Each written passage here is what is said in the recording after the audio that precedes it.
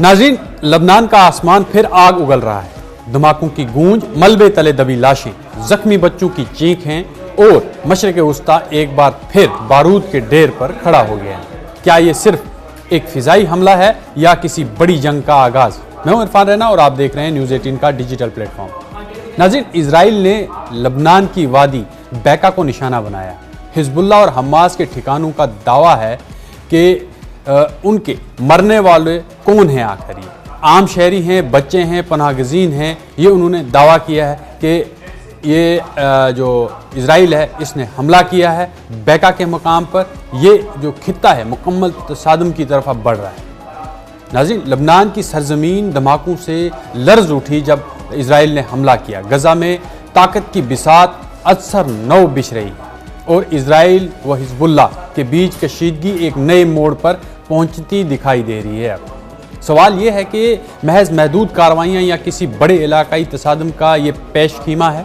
लबनान की वादी बैका में इजरायली फ़िज़ाई हमलों में कम से कम 12 अफराद हलाक हुए और 24 ज़ख्मी हो गए। लबनानी वज़ारत सेहत के मुताबिक ज़ख्मियों में 3 बच्चे भी शामिल हैं। इससे कबल सिडून के ऐनुल जो हलवा फ़लस्तीनी पनाहगज़ीनी कैंप है उस पर भी हमला हुआ है, जहां 2 अफराद जहां बाक हुए थे। मुकामी जो फुटेज में देखा जा सकता है कि बैका में जिस इमारत को निशाना बनाया गया वो बज़ाहिर एक रिहायशी इमारत थी। आग के शोले, मलबे के ढेर और इमदादी टीमें लापता अफराद की लाशों में मसरूफ़। इजरायली फ़ौज का कहना है कि इसने वादी बैका में हिजबुल्लाह के एक कमांड सेंटर और सिदून में हमास के एक ठिकाने को निशाना बनाया। ताम हमास ने मौका इख्तियार किया कि हमले में मारे गए 2 अफराद इसके अरकान थे, मगर जिस इमारत पर हमला किया गया वो कमांड सेंटर नहीं बल्कि मुख्तलिफ फ़लस्तीनी धड़ों की मुश्तरका सिक्योरिटी टीमों का दफ्तर था। हमास ने इजरायली दावे को कमज़ोर बयानिया और कमज़ोर बहाना करार दिया। ये सब ऐसे वक्त में हुआ जब खित्ता पहले ही शदीद तनाव का शिकार है। 7 अक्टूबर 2023 को गजा से शुरू होने वाली जंग ने पूरे मशरिक़ वस्ता को अपनी लपेट में ले लिया है। हिजबुल्लाह ने जनूबी लबनान से इजराइल पर राकेट दागे और जवाब में इजराइल ने लबनान में फ़िज़ाई हमले तेज़ कर दिए। सितंबर 2024 तक ये झड़पें खुली जंग में तब्दील हो गईं। अगरचे अमेरिका की सालसी से जंग बंदी का ऐलान हुआ, लेकिन ज़मीनी हकीकत यह है कि हमले मुकम्मल तौर पर नहीं रुके। जंगबंदी के बावजूद इजराइल तकरीबन रोज़ाना लबनान में कार्रवाइयाँ कर रहा है, ये कहते हुए कि हिजबुल्लाह दोबारा मुनज़्ज़म होने की कोशिश कर रही है। बाज़ हमलों की जिम्मेदारी हिजबुल्लाह ने भी कबूल की है, जिससे वाज़ह होता है कि सरहदी कशीदगी ख़त्म नहीं हुई बल्कि एक नाजुक तवाज़ुन कायम है। दूसरी जानब गजा में हमास की हिकमत अमली भी तब्दील होती दिखाई दे रही है। खबरसां अदारे रॉयटर्स के मुताबिक इजरायली फ़ौज जो फौजी जायज़ों में ये बात सामने आई है कि हमास के हामियों को इंतज़ामी ओहदों पर तैनात कर रही है, टैक्स वसूली का निज़ाम बहाल कर रही है और सरकारी ढांचे की शक्ल में अपनी गिरफ्त मजबूत बना रही है।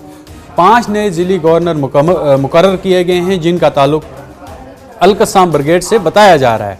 इस पेशरफ्त को खित्ते में ताकत के तवाज़ुन के तनाज़ुर में अहम समझा जा रहा है, खुसूसन ऐसे वक्त में जब अमेरिका किसी मुमकिना और फार्मूले पर काम कर रहा है, यानी मुमकिना अमन फार्मूले पर काम कर रहा है। लबनान पर हालिया हमला सिर्फ एक सरहदी झड़प नहीं बल्कि एक बड़े जोग्राफियाई सियासी मंजरनामे का हिस्सा नज़र आते हैं। एक तरफ इजराइल अपनी शुमाली सरहद को महफूज बनाने की कोशिश कर रहा है, दूसरी तरफ हिजबुल्लाह और हमास अपने वजूद को और असर को बरकरार रखने की हिकमत अमली अपनाए हुए। आम शहरी, बच्चे और पनाहगज़ीन इस कशमकश की सबसे बड़ी कीमत चुका रहे हैं। अब सवाल यह है कि क्या ये कार्रवाइयाँ महदूद रहेंगी या फिर लबनान और गजा इजराइल के दरमियान ये तनाव एक वसी इलाकाई जंग की शक्ल इख्तियार कर सकता है।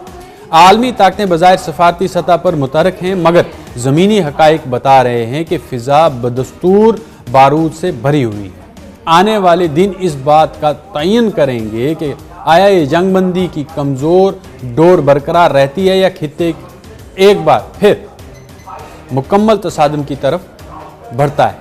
फिलहाल लबनान के आसमान पर गूंजती गरज ये बता रही है कि अमन अभी बहुत दूर है, क्योंकि जिस तरह से लगातार इजराइल लबनान के अंदर हमले कर रहा है, वक्तन फ़वक्तन पिछले दिनों में आपने देखा होगा कि इजराइल ने लबनान को टारगेट कर रखा हुआ है ताकि वो हिजबुल्लाह को किसी तरह से मुनज़्ज़म ना होने दे। लेकिन हिजबुल्लाह जो है वो पहले से मुनज़्ज़म है और अंदरूनी तौर पर जो रिपोर्ट्स हैं कि मुनज़्ज़म होने के साथ साथ वो पूरी तरह से इक्विप्ड है, मुसल्लह है इस वक्त और तैयार है, क्योंकि अमेरिका जो है इस वक्त वो बहरे अरब में अपने USS इब्राहिम लिंकन के साथ में खड़ा है, क्योंकि वो पहले फ़ारस की तरफ खलीज फ़ारस की तरफ बढ़ रहा था, फिर आगे अपना हुर्मुज़ की तरफ बढ़ने की कोशिश कर रहा था। लेकिन फिर चीन और रूस की एंट्री हुई। चीन और रूस की एंट्री होते ही ईरान ने जो है अपनी कमान संभाली और उसने अपने मिसाइल टेस्ट करने शुरू कर दिए और अपना हुर्मुज़ में जंगी मशकें शुरू होगी। तो इसे देखते हुए ईरान के मिसाइल्स और खुफिया हथियार जितने भी थे वो देखते हुए अमेरिका पीछे होने लगा, क्योंकि अमेरिका का इब्राहिम लिंकन को वो खतरा महसूस हुआ। लेकिन वहीं अमेरिका ने एक और जेराल्ड, एक और बहरी बेड़ा जो है वो समुंदर में उतार दिया और बहरे अरब की तरफ रवाना कर दिया, ताकि इब्राहिम लिंकन को भी वो प्रोटेक्ट कर सके और अगर जंग होती है तो उसमें दोनों जो बहरी बेड़े हैं ये समुद्री बर्तरी हासिल कर सके। लेकिन यहाँ पर सबसे बड़ा सवाल ये पैदा होता है कि अगर ये जंग शुरू होती है, क्या अमेरिका सर्वाइव कर पाएगा, क्योंकि उसे 3 महाजों की जगह 4 महाजों पर लड़ाई लड़नी पड़ेगी, क्योंकि यमन भी इसमें कूदेगा और जो रूट है, जो एक समुद्री रूट है, सी रूट है, उस पे सबसे ज़्यादा कंट्रोल जो है इस वक्त यमन का है। और उसने पिछली बार दिखाया है कि उसने अपनी ताकत दिखाई है, किस तरह से उसने कई जहाज़ों को जो है वो बंदी बना लिया था, कई जहाज़ों को गर्क कर दिया था, कई ऑयल टैंकर्स पर हमले किए थे और कईयों को तबाह कर दिया था। लेकिन अब यहाँ पर ये देखना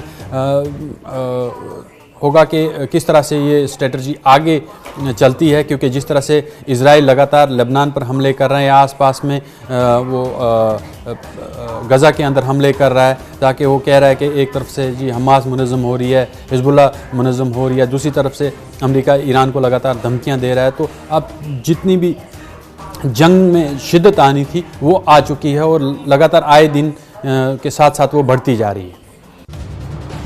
ये है न्यूज़ 18 नेटवर्क और आप देख रहे हैं न्यूज़ 18 उर्दू। हमारी पहुंच, आपकी ताकत।